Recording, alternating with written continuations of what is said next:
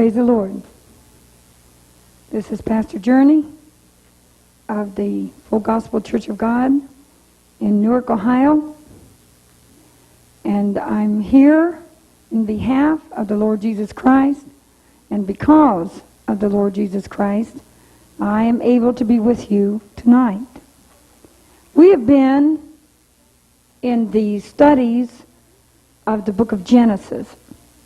And if you know anybody that would like to get down into the foundation book of Genesis through the Holy Spirit teaching, and I guarantee you, you will not go through these days with Christ, with the Holy Spirit teaching, without being edified and without revelations, and it will increase you in your knowledge. I do say that in Jesus' name. Anybody that gets down during these series of the first 7 days will be much enriched in your knowledge in God through the power of the Holy Spirit and the revealing or unveiling of the day's work in Christ. So I'm taking this time to tell you that if you know anyone that really wants to get down into the very first days of creation, please tell them to listen. It's in my heart to be able to do all 7 days and to be with you during this 7-day creation period time. So we're going into the second day in this tape series. And we're going to have just a little review on that first day to reaffirm and reestablish those words that you have heard, or if you didn't, at least get this much hold. In the very beginning, God, we find, was a creator. Created the heaven and earth. Of course, He is eternal, and this is just a beginning time that God did a certain work. You might begin a certain time in your life to be a carpenter, and we see the building and the carpenter here in God, building, creating heaven and earth. You might be a mechanic or a cook or whatever you might be, a baker. There's a certain time in your life you start to do that job. And so remember that God always was, but at this time He brings us with Him in the beginning of the creation. Remember how the earth was there in God, created, but without form and void, and so He never created it to be that way. He created it to have life and to spring forth. And so only the things of Satan would be barren and laid waste and with no life or recognition for God. And so He brings us on and tells us what He does. How the darkness was upon the face of deep. Remember how God told us the breath or the ruha, the spirit of Him was brooding or moving just like within your body. The spirit is hovering or moving up and down within your soul. And how God spoke light into existence, and how God saw. You're introduced to God's eyes. You're introduced to His judgments. You understood that He saw with His eyes. You know, there's no place that you can run from God that He does not see you and understand you, because His eyes are as a burning, blazing fire. And we find that God saw, and His judgment was there in His eyes. The way He saw it, it was good. And then we go into the mathematics God, let me say. And we find God divided the light from the darkness. And that's a great dividing God. In other words, some people will classify it a sanctification. We understand that He set aside the light, or sanctified. We ought to know that. But let us look also that division is there. And in math, division is there. And so He separates the light from the darkness His way. And I thank God. And He made the division. He knows how much light is supposed to be there and how much darkness, and how to separate it all. And the evening and the morning were the first day. And we thank Jehovah because He is that great God. Now on the second day, let us go on with Him. And God said, let there be a firmament in the midst of the waters, and let it divide the waters from the waters. So now remember, God is going on, and he said, let there be a firmament. You know, when he said evening and morning were the first day, it's like when a man arises in the morning, and the day's work is behind him now, and he's ready to go on. And you can see that in God right here. How he said the evening and the morning. In other words, that was the time that passed in the day and still counted the day. But then that was the first day. Now God in this morning is ready to go on and work until what? Until the evening and the morning of the second day. I'm well aware that God's days are not as man, but he gives us times and seasons and calculation charts. We'll get into that in the other days, in the fourth day. But I want you to understand here that God himself had days and nights. He had time to rest and time to work, and what he would bring forth by his word. I know that one had such a faith. He told the Christ when he was in this world as man, he said, I understand that your word can accomplish something. He said, you can just say, let this be done, and it will be done. And the man said, I understand that, because he said, I'm under somebody that they tell me what to do, and I will perform it. I will do it. And he said, I also have those under me. And when I speak that word, it is done. They perform it. So he said to Christ, so I understand how you can just speak the word, and it will be done. And Jesus and God Almighty realized this man could go right in the beginning when God said, let there be light, and there was light, right from his own word. And Jesus said, he marveled at this faith, at the realization of what this man had. Now I want you to realize that in the core of this faith is a realization. Some people say, well, where was your faith? And perhaps, see, there's a mystery of faith, and that's Scripture. What you really need is, what do you realize of God? When Jesus spoke to those who were with him so much, even in those years of ministry, he'd say, oh, ye of little faith. How little you realize. Remember when they was talking about the bread, and they thought it was because they had taken no bread. And here God had performed a great miracle through Christ. We are speaking. And how the bread was just multiplied, and they could take up 12 baskets of even the remnant of bread. And he said, oh, ye of little faith. How little do you realize what I can do and what has happened. You don't realize these things. They weren't putting them together. They weren't calculating them. And they were still thinking in the natural. They hadn't even regarded what had been said to hold it. And the miracle, they couldn't regard it. And so we find that we're introduced to this God that can speak, and it is done. And we praise the Lord on that. He made it so enlightening and so simple for us to understand great things by the power of his Holy Ghost, and because he is that Holy Spirit, and he truly is a Spirit of truth. So now, when he goes on in this second day, it says, and God said, let there be a firmament in the midst of the waters, and let it divide the waters from the waters. Now you see, God did not name his days like Sunday, Monday, Tuesday, or Saturday, Sabbath, at that time, at this time. But he did number them. And so again, I want you to remember that God is a great mathematical God. And so it is just as natural for God to say, this is the first day, as you might say, oh, this is Saturday, or this is Sunday. Because God did call the light day, and it even talks about the day that God created the heavens and earth. Even though it took 7, it talks about the day. And so you see, God knows how to calculate. And he numbered these days. He divided day from night. And he divides and he numbers. We see he's that great mathematician that knows just the revolutions and the all of the system of the galaxies, and he knows all about even balancing the clouds in the heavens. But before we get too much in there, I want to stay now in the second day.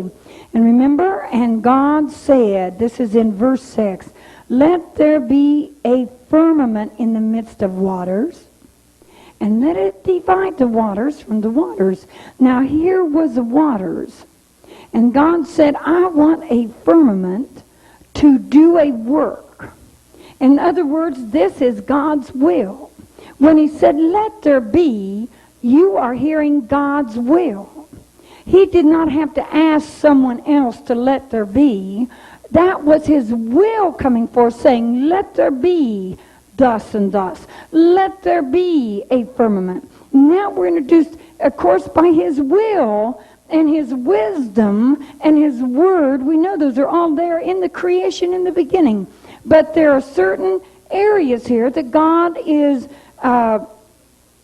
producing for you through the light in the soul here, that you might grasp at what time in this creation period in the beginning that his will is manifest, and that you might hear it. And when he said, let there be, that is God's will that is bringing about. Let there be a firmament in the midst of the waters. Now, right in the middle of the waters.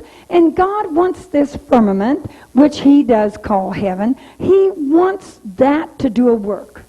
Even then, before he names or calls, he said, let there be. And he wants it to what? He wants it to divide. So God is a great God who knows how to divide, how to separate, how to sanctify, how to keep things in their proper place.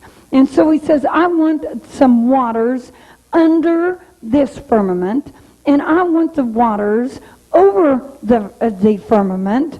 And so he's going to have two bodies of waters. And so, but God made the firmament.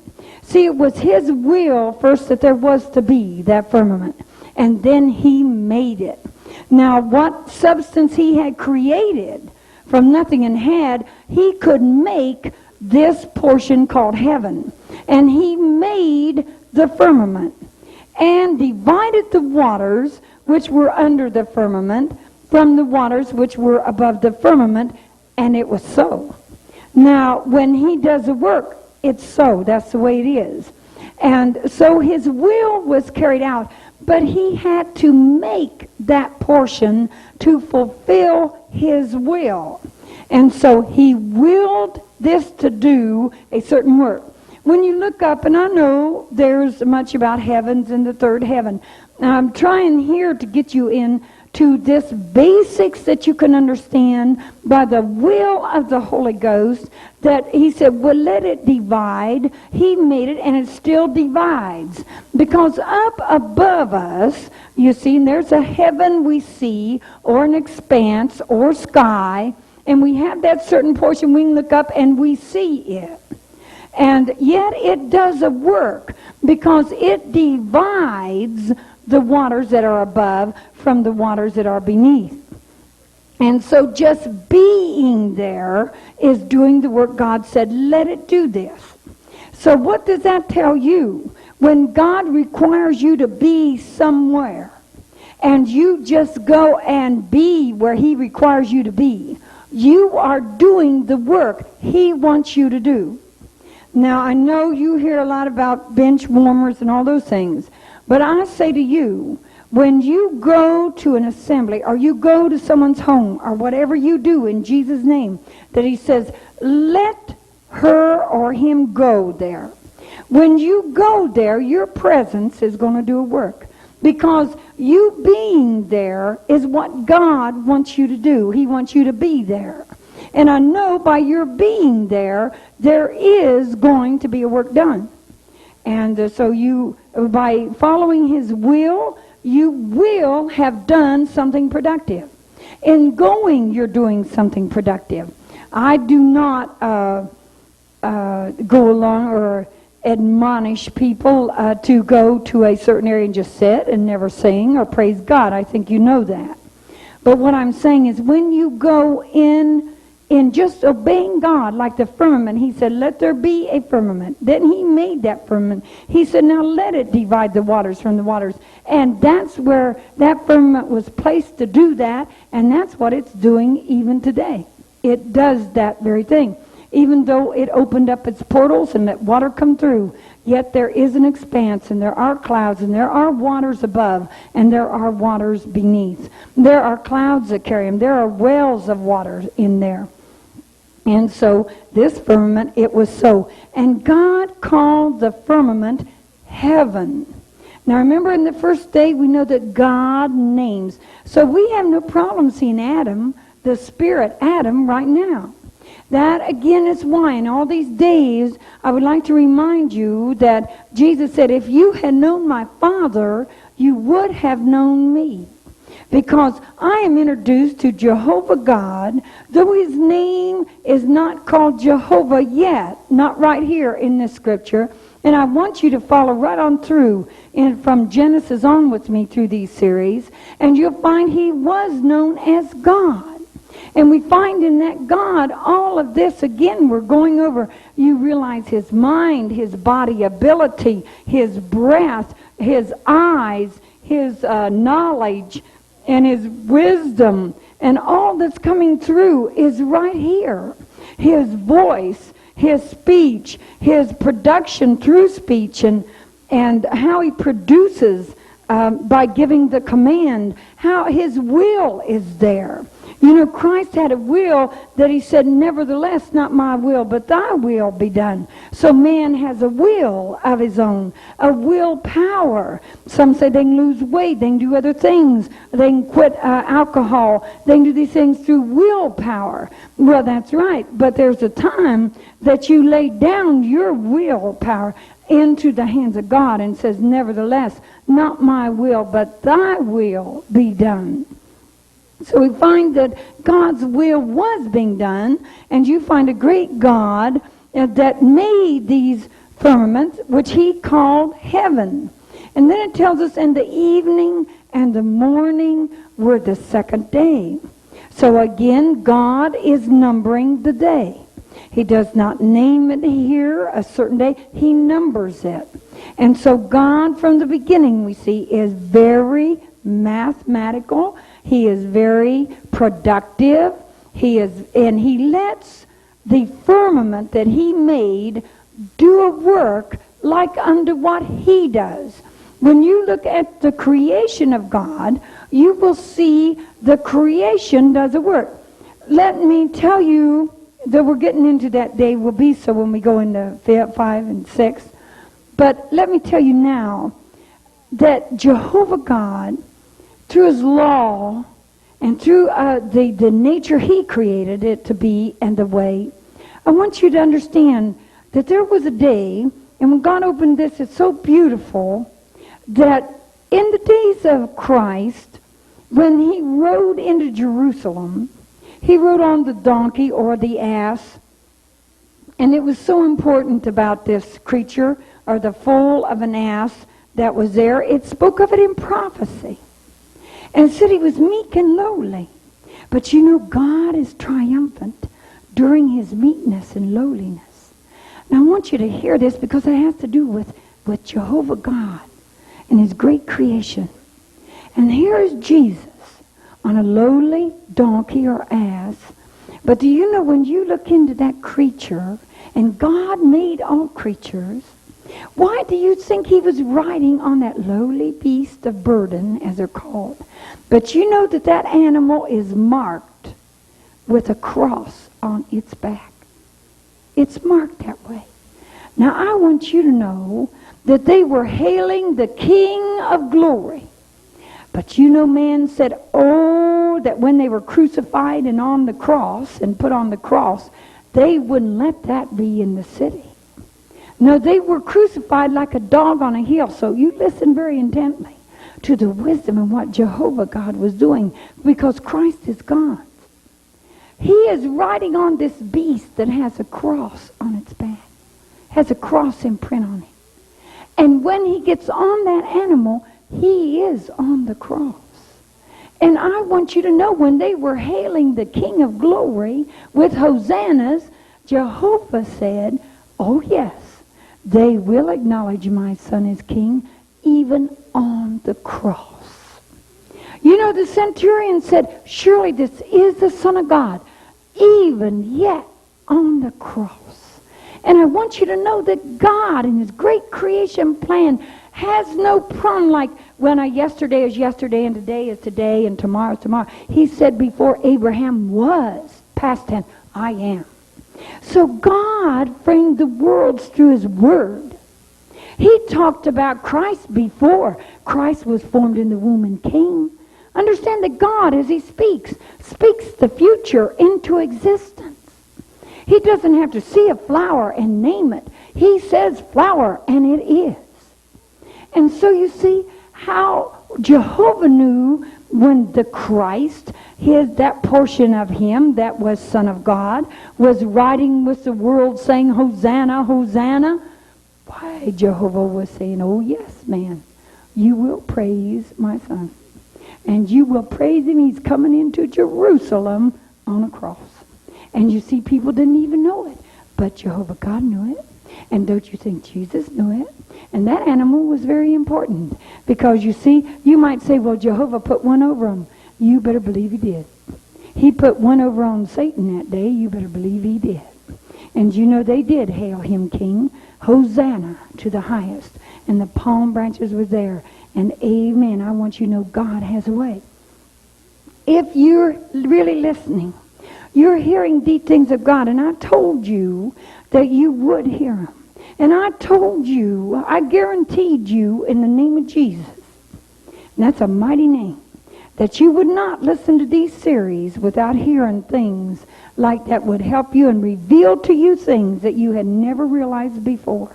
But they are true. And all you have to do is pick up the scripture or pick up someplace that you will find why God wanted that animal for Jesus to ride upon. You know why? The lily of the valley. All these things, I know they're coming different days, but I'm showing you that God had his will done, whether they knew his will was being done or not. And so, before I go on, there is about the lily there. And when we get into these days, and the third day has such a magnificence to it, I pray you do continue in these series. Because God is bringing out things, and tell others to listen in if they want to hear about these days and what God has done. And I want you, if you want to, take notes or whatever you want to do. But please take notes in your heart and soul. Because they are beautiful truths right from the Holy Ghost. And so God, who called the firmament heaven, you see, he names everything. He is that one that Jesus absolutely knew, that the Father counts the hairs on the head. It's just natural because he's mathematical. And that means that we count to him. That means he counts. He counts. It should mean that he counts to us.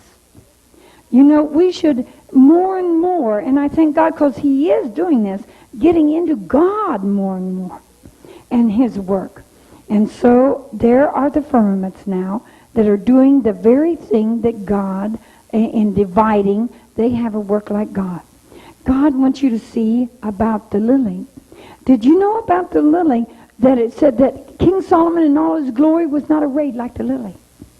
Now, do you know why? Because that lily, see, Jesus said that he's the lily of the valley. So that lily is shaped like the Lord in a humble place in the field to adorn the grass. Because Jesus would come. All flesh is as grass, children. And Jesus came to be the adornment in the midst of mankind. He was the lily of the valley of this earth. And I want you to know, you look at a lily and you know, and some say, well, maybe it wasn't shaped like that. But you look at a lily that you can understand. Just look at a lily and you'll see a trumpet. And you know what? His voice was as a trumpet. And you see how that lily was adorned to look like the voice or the word of God. All you've got to do is see Jesus. All you've got to do is see Jehovah's right here. That he is that Adam. Do you understand what I'm saying? I know God gives you, but I'm asking in love. Not uppities, but love. And because it's so important for you to know God. It's so important to my soul that you enter into this area with God Almighty. And you know, Abraham knew him by that name. We're introduced to him right here as God. Start with me on this pathway and really be introduced to God in his creation abilities and how he brought forth. And let's just praise the Lord. And I don't want to take you, in the third day I want to say that for the next time, because it's such a great day. This is a great day. And I want to share this about the heavens, that also the heavens is a dwelling place. Of course, we know the New Jerusalem. We know about the angels are called the waters. They are the spiritual waters. And so you see, also you can see how God separated by an expanse the angel realm and the natural people. So we understand that about the waters, because Jesus has the voice of many waters, and so that means of many people when he comes through and is indwelling in the soul. And so we find these waters, you see, have an expanse that separate those that are above, a spiritual creature, or the spirit waters of God, and those who are beneath. God bless you. And God called the firmament heaven, and the evening and the morning were the second day. This is the first chapter of Genesis that we've been having, 6 through 8. Next series, God, Keep It That Way, we'll be going in verse 9. And God said, let the waters under the heaven be gathered together unto one place, and let the dry land appear. And it was so. And so I want to take you on in that day, this coming time. Be with us. God bless you, each and every one. This is Pastor Journey, Full Gospel Church of God in Newark, Ohio. We love Jehovah. We love the Almighty Creator. And we absolutely know Jesus Christ is his Word. And they are one in and through the power of the Holy Spirit. God bless you.